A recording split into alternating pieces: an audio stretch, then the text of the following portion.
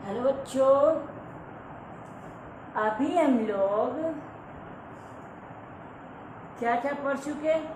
Neuron हमने पढ़ा, neuron के बाद रिफ्लेक्स एक्शन, उसके बाद जो ये टॉपिक है ये है ह्यूमन ब्रेन। और बच्चों मैं चाहता तो अभी हार्मोन्स करा सकता था, बट मैंने कराया इसलिए नहीं क्योंकि अगर मैंने हार्मोन कराया था तो वहाँ पे हाइपोथैलेमस वगैरह वगैरह की कुछ चीज़ें हैं जो दिक्कत करती हैं, बट इसीलिए that is why I think it's better to go with the human brain instead of going with hormones.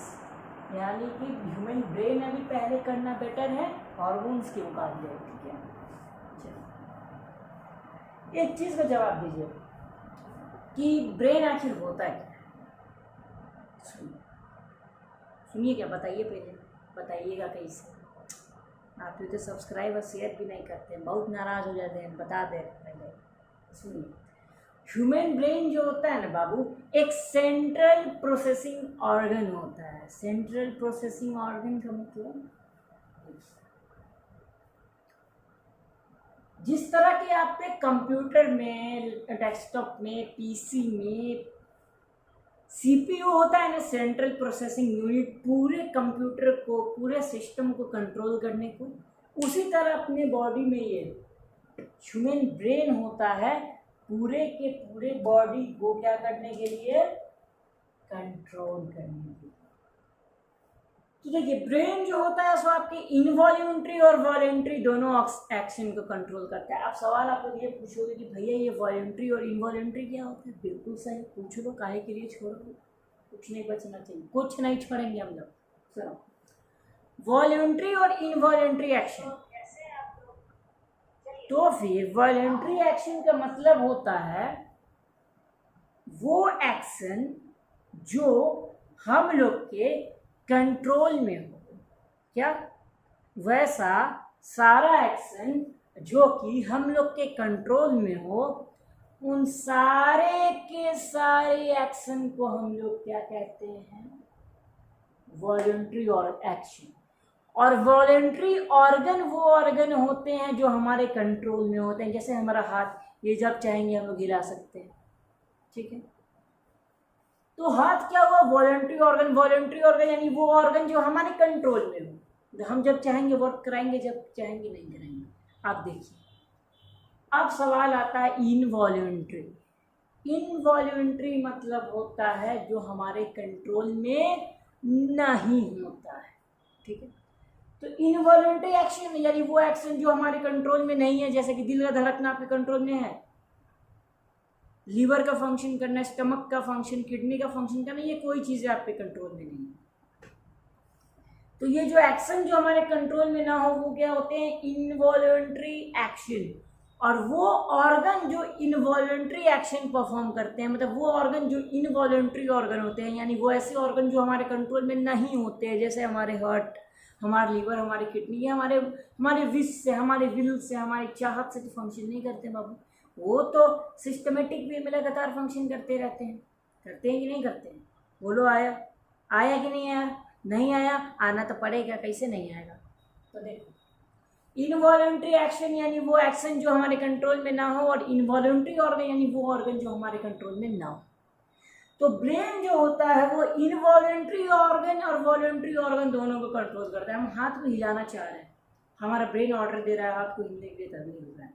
अब देखो, पूछोगे कि इनवॉलंटरी में यानी हमारे हार्ट को वगैरह वगैरह को फंक्शन करने के लिए कैसे ब्रेन कंट्रोल करता है? बिल्कुल सही चीज़ है, ब्रेन कैसे कंट्रोल करेगा? ब्रेन कंट्रोल करता है, मैंने बताया था ना, कोऑर्डिनेशन यानी कम्युनिकेशन के लिए दो सिस्टम, नर्वस और इंडोक्राइन। इंडोक्राइन सिस्टम में हार्मोन था, तो ब्रेन से भी कुछ हार्मोन्स निकलते हैं उसकी हाइपोथैलेमस से। ये चीज़ हम लोग आगे पढ़ेंगे, जो कि बॉडी के अलग अलग ग्लैंड को फंक्शन करने के लिए प्रेरित करते हैं, उसको क्या मतलब मोटिवेट करते हैं। ठीक है, तो ब्रेन भी इनवॉलंटरी ऑर्गन को कंट्रोल करता है। ब्रेन ही क्या, ब्रेन ही कंट्रोल करता है। ठीक है, ब्रेन क्या होता है? It's a central processing organ which controls all the voluntary and involuntary organ, यानी कि ये सेंट्रल प्रोसेसिंग ऑर्गन है जो कि वॉलेंट्री और इनवॉलेंट्री दोनों एक्शन को कंट्रोल करता है, दोनों ऑर्गन को कंट्रोल करता है, ठीक है। अब ब्रेन का जो वेट होता है 1.2 से 1.4 kg होता है। अब ये पूछोगे कि यार कैसे, मतलब दिमाग भारी दिमाग मोटा ये चीज़ें ना हो, ठीक है। देखो ब्रेन का वेट 1.2 से 1.4 kg होता है। आप लोग जरा स्क्रीनशॉट ले लेना प्लीज। और brain of male is heavier than female. अब झगड़ा ना करना घर में अपनी बहन से, ठीक है ना। ब्रेन का वेट, मेल के ब्रेन का वेट फीमेल के वेट ऑफ ब्रेन से ज्यादा होता है। बट इंटेलिजेंस, कौन कितना इंटेलिजेंट है, it doesn't depend upon the weight. Weight के ऊपर किसी का इंटेलिजेंट होना डिपेंड नहीं करेगा, ठीक है। आप उस हिसाब से तो हाथी बहुत इंटेलिजेंट है, इतना बड़ा तो ब्रेन ही होगा उसका, है कि नहीं, है ना। चलो अब देखो, ब्रेन जो होता है सो एक बोनी कैविटी के अंदर इनक्लोज होता है, चारों तरफ से घिरा हुआ होता है। स्कल का नाम सुना है तुम लोगों ने ना, खोपड़ी। वो कैसे लक मूवी में डायलॉग था ना, एक गोली डाली 5 खाली, सर पे टानी खोपड़ी खाली, वही वाला खोपड़ी, ठीक है ना। तो वही खोपड़ी यानी स्कल से क्या होता है, ब्रेन प्रोटेक्टेड होता है चारों तरफ से। सबसे बाहर से ब्रेन को प्रोटेक्शन करता है क्या बाबू, क्या करता है, स्कल। और भी चीज़ें क्रेनियल मेनिंजेस होती हैं, ठीक है, ये चीज़ें भी हम लोग करेंगे अभी, ठीक है। चलो अब देखो, अब ब्रेन जो होता है ना, ब्रेन के 3 पार्ट होते हैं। कितने पार्ट? 3 पार्ट। पहला पार्ट है फोर ब्रेन, दूसरा पार्ट है मिड ब्रेन, तीसरा पार्ट है हिंड ब्रेन, ठीक है। 3 पार्ट, फोर, मिड और हिंड। अब देखो, ये जो फोर ब्रेन होता है इसका भी 3 पार्ट। भैया का तो कहेगा सब, भैया तो एकदम पार्ट एकदम छटका के रख दियो। ऐसा छटकना पड़ेगा एग्जाम में, नहीं अगर पढ़ेंगे तो छटका देगा एग्जाम में, ठीक है ना। तो फोरब्रेन का भी 3 पार्ट हुआ। कौन कौन सा? Cerebrum, thalamus and the hypothalamus, ठीक है। अब देखो, अब दूसरा जो पार्ट है ब्रेन का, मिड ब्रेन, उसका भी 2 पार्ट। कौन सा? टेक्टम और टेगमेंटम। कौन कौन से? मिड ब्रेन का 2 पार्ट, टेक्टम, टेगमेंटम, ठीक है। और तीसरा जो हिंड ब्रेन है उसका भी 3 पार्ट। कौन कौन सा? सेरेबेलम, पोन्स फेरोली और मेडुला ऑब्लंगाटा, ठीक है। उड़ी बाबा। चलो अब 1 बाय 1 करके अपन लोग हर एक चीज को देखते हैं इसमें, ठीक है ना। चलो अब पहले फोरब्रेन से हम लोग शुरुआत करते हैं बाबू, ठीक है। चलो बच्चों, अभी हम लोग जो है ना ब्रेन का सबसे पहला पार्ट देखेंगे। क्या करेंगे? ब्रेन का सबसे पहला पार्ट, यानी कि we will go for the forebrain, okay. चलो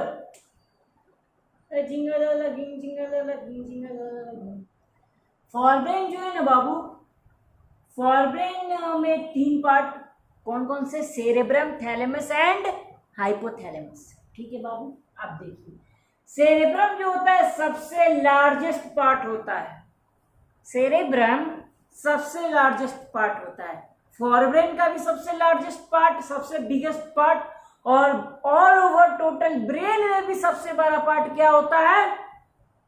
सेरेब्रम, ठीक है बाबू। अब चलिए, सेरेब्रम का फंक्शन क्या होता है बाबू? थिंकिंग एंड मेमोरी, ठीक है, पहला। दूसरा क्या होता है? Feel of hunger and thrust. Thrust बोले तो प्यास, यानी कि किसी चीज के बारे में आप सोचते हैं। वो गाना नहीं है, सोचता था कि वो कितने मासूम थे, वहां पे एक्चुअली में राहत फतेह अली खान का ना सेरेब्रम काम कर रहा था, ठीक है ना। वो कोई दिल विल उसका काम नहीं कर रहा था, ठीक है ना। बेटा मत करना, नहीं तो कटेगा तुम्हारा भी, ठीक है ना। चलो, सेरेब्रम जो होता है क्या करता है, पहला थिंकिंग एंड मेमोरी, दूसरा feel of hunger and thrust, यानी कि भूख की चाहत जो होगी वो फील कौन करेगा, सेरेब्रम। दूसरी चीज थ्रस्ट, यानी आप प्यासे हो, वहां भी कौन फंक्शन कर रहा है, आपका सेरेब्रम। अब देखो बाबू, काम की चीज आप लोगों को अब दिखाता हूं।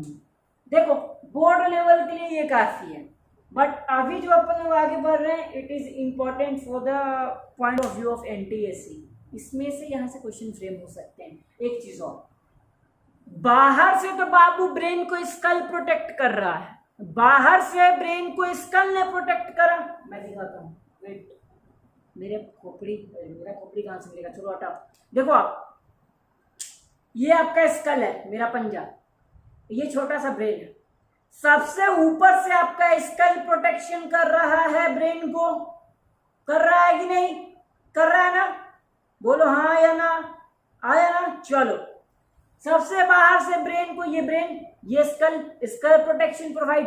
अब देखो, स्कल के बाद एक और लेयर होता है जो कि कुछ लेयर ऑफ सेल से बना होता है, जिन्हें हम मेनिंजेस कहते हैं। बात सुनिए बाबू, सबसे बाहर से ये सपोज करो आपका स्कल है, ये बाबू, ये आपका स्कल है, ये स्कल है।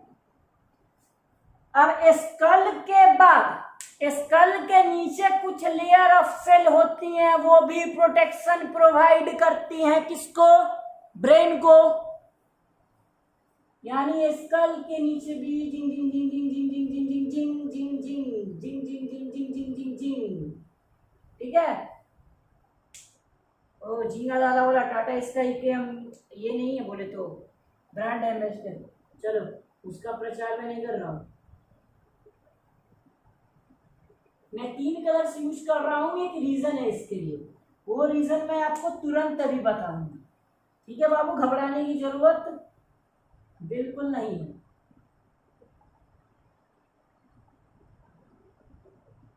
आई एम रिपीटिंग, ये एनटीएससी के लिए इंपॉर्टेंट पार्ट्स हैं, मेरी बात सुनिए। अब सुनिए, इसको पढ़ डाला तो एनटीएससी जिंगाला। चलो, अब देखो बाबू, सबसे बाहर से प्रोटेक्शन किसने करा, स्कल। स्कल के नीचे लेयर ऑफ सेल होती है, ये जो सारी की सारी है ना, ये लेयर ऑफ सेल होती है, इन्हें हम कहते हैं मेनिंजेस। अब देखो, अब जो मेनिंजेस होती है ना बाबू, वो 3 लेयर ऑफ सेल से बनी होती है। उसमें जो लेयर ऑफ सेल होती है, उस सेल के लेयर बनने से मेनिंजेस के प्रोटेक्शन लेयर प्रोवाइड बनता है, मतलब।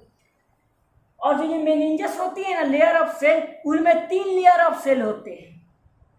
जो ये सबसे बाहर वाला पार्ट है, ये क्या हो गया बाबू, ड्यूरामेटर, एक्सटर्नल लेयर।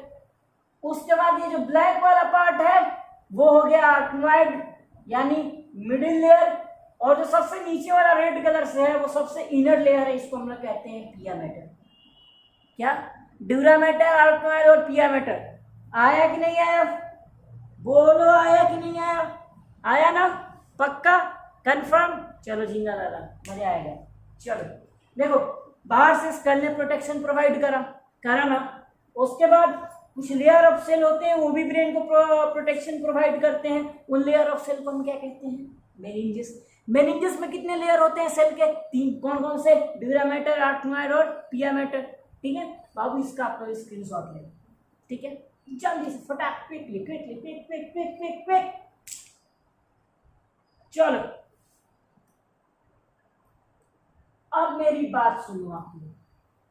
अब बच्चों वालों, आप लोग बात सुनो।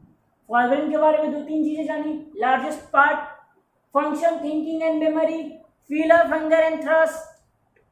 अब देखो, ये सेरेब्रम को 2 पार्ट में डिवाइड कर रहा है, left cerebral hemisphere, right cerebral hemisphere. इसका मतलब जानना बहुत आवश्यक है। देवियों और सज्जनों, आइए हम लोग देखते हैं सेरेब्रम की 2 पार्ट को। चलो, सपोज कर लो कि ब्रेन है, ऐसा ब्रेन होता नहीं है, ठीक है ना, बता दे रहे हैं जिन सज्जनों आप लोगों को। देखिए मैंने दो पार्ट में इसको डिवाइड करा है। एक्चुअली मेरा एक डॉगी है, मेरा पेट है, मेरे रूम में ही वो रहता है ना, वो मेरे लेक्चर पे ऐसे देख रहा है, वो सोच रहा होगा भाई ये पागल तो नहीं हो गया, but don't worry James are not a mad boy, okay. यार गर्मी बहुत लग रही है, ये भी हकीकत है। सुनो बाबू, सुनो, क्या अच्छा तू सो गया, गुड। सुनो, ये जो दोनों को मिला के हम लोग क्या कहेंगे, सेरेब्रम। इस दोनों पार्ट को अपन लोग मिला के क्या कहेंगे, सेरेब्रम। अब देखो, अब जो सेरेब्रम होता है दो पार्ट में डिवाइड हो जाता है। कितने पार्ट में डिवाइड हो गया, दो पार्ट। कौन सा, ये हो गया आपका राइट सेरिब्रल हेमिस्फीयर, सीएच लिख देता हूं, सेरिब्रल हेमिस्फीयर। और ये हुआ बच्चों आपका लेफ्ट सेरिब्रल हेमिस्फीयर। हुआ कि नहीं हुआ। अब देखो यहां पे कहने का मतलब यही है, जो ये सेरेब्रम होता है ना बाबू, ये दो सेरिब्रल हेमिस्फीयर में, ये एक जो है ना, ये एक सिंगल स्ट्रक्चर, इसको सेरिब्रल हेमिस्फीयर कहते हैं। ये राइट वाला सेरिब्रल हेमिस्फीयर, ये लेफ्ट वाला सेरिब्रल हेमिस्फीयर। अब देखो बचवा मैटरिया कहां फंस रहा है। अब देखो के सुन, अब देखो, अब जो ये दोनों सेरिब्रल हेमिस्फीयर है, दोनों के ऊपर कुछ लेयर ऑफ सेल होते हैं, दोनों के ऊपर कुछ लेयर ऑफ सेल होंगे, ऐसे ऐसे कुछ लेयर ऑफ सेल होंगे, ठीक है ना, कुछ लेयर ऑफ सेल है, ठीक है ना।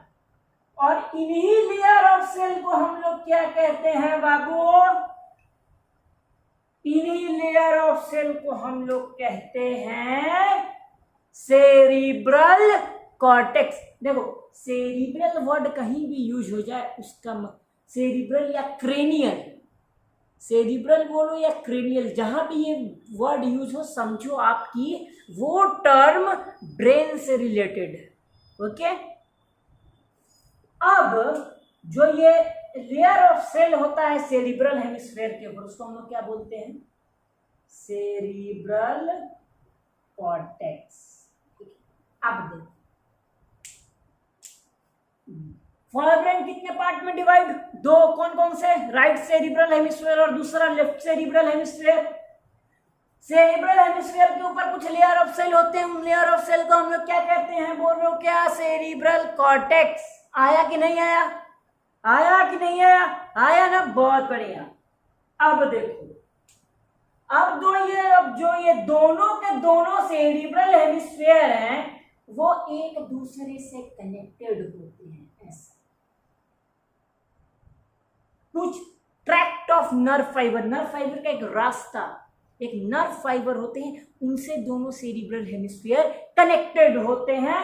और इसी जो कनेक्शन जो प्रोवाइड कर रहा है दोनों सेरिब्रल हेमिस्फीयर को, इस स्ट्रक्चर को हम बोलते हैं कॉर्पस कैलोसम। आपके एनसीईआरटी में इसको डिफाइन करा है उन्होंने, एनसीईआरटी में उन्होंने एक्चुअली लिखा नहीं है, बट जो डायग्राम है ब्रेन का वहां पे ये मेंशन है, ठीक है ना। चलो पहला पार्ट सेरिब्रम खत्म। अब देखो दूसरा थैलेमस है, ठीक है। तो देखो थैलेमस जो होता है ना, व्रैप्ड बाय सेरिब्रम, सेरिब्रम से व्रैप्ड यानी कि घिरा हुआ रहता है। मतलब देखो ये यहां पर हो गया बाबू आपको थैलेमस, और जो ये सेरिब्रम होगा ये ऐसे ही इसके ऊपर होता है, इसके ऊपर होता है, ठीक है ना। ये आप लोग जरा इसकी स्क्रीनशॉट आप लोग ले लेना, ठीक है ना, जरा तुरंत ले लेना इसकी स्क्रीनशॉट। दूसरा क्या होता है, connect motor and sensory signal. देखो सेंसरी और मोटर न्यूरॉन मैंने बताया ना, जो सेंसरी न्यूरॉन जो सिग्नल जो मैसेज लेकर जाएगा तो वो हो गया सेंसरी सिग्नल, और जो मोटर न्यूरॉन सिग्नल लेके जाएगा ऑर्गन के पास वो हो गया मोटर सिग्नल। इन्हीं दोनों सिग्नल को कनेक्ट करने का काम करता है, क्या बोलो, थैलेमस। आया क्या, आया ना, क्या करेगा थैलेमस, मोटर और सेंसरी सिग्नल को कनेक्ट करेगा। चलो, अब सबसे आखिरी में आता है थैलेमस। थैलेमस होता है बेस पे, फोरब्रेन के बेस पे, यानी कि ये थैलेमस हो गया, सॉरी ये हाइपोथैलेमस है, इसके ऊपर ऐसे ऐसे व्रैप करा, ये क्या है, सेरेब्रम, और इसके भी नीचे यहाँ पर क्या प्रेजेंट होता है, हाइपोथैलेमस। ठीक है ना। चलो अब देखो, हाइपोथैलेमस कहाँ प्रेजेंट होता है, बेस ऑफ फोरब्रेन।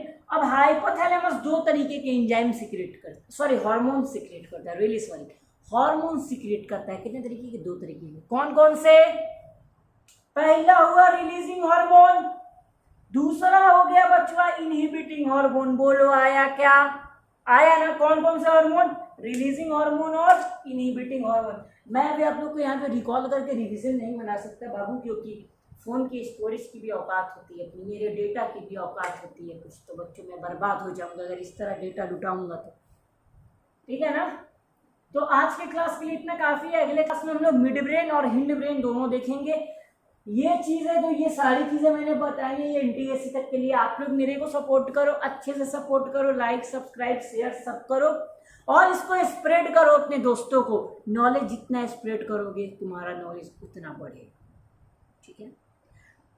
तो आज के लिए देवियों सज्जनों काफ़ी है। अगले क्लास के लिए देखते रहिए माँ शारदे क्लासेस। हम लोग जल्दी फिर मिलेंगे। तब तक के लिए यात्रीगण कृपया पढ़ाई करते रहें और नोट्स बनाते रहें। ठीक है, थैंक यू।